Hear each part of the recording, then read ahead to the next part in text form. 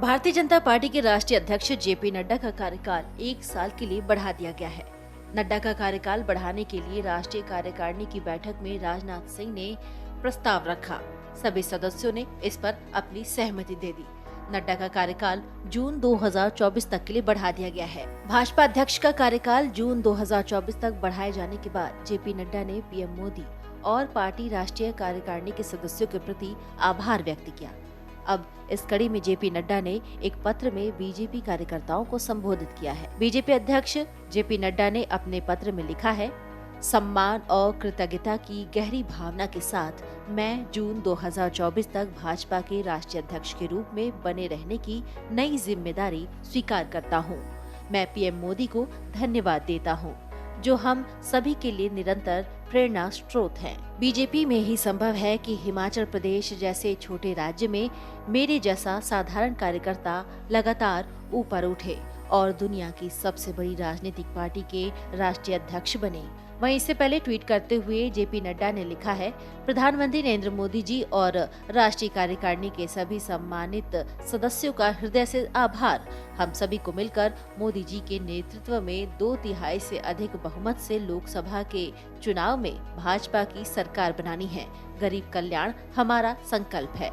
इससे पहले जेपी नड्डा के कार्यकाल को बढ़ाने की जानकारी देते हुए वरिष्ठ नेता अमित शाह ने कहा कि जेपी नड्डा के लिए राष्ट्रीय कार्यकारिणी ने प्रस्ताव किया है। राजनाथ सिंह ने इस प्रस्ताव को रखा है और सभी भाजपा के सदस्यों ने इसे स्वीकार किया है।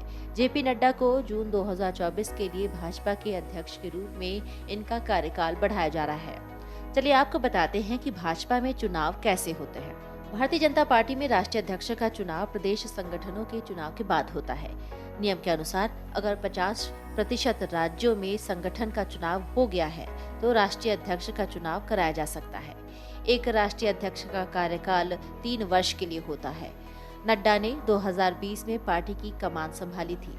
इस साल जनवरी में उनका कार्यकाल खत्म हो रहा था, जिसे अब जून 2024 तक के लिए बढ़ा दिया गया है।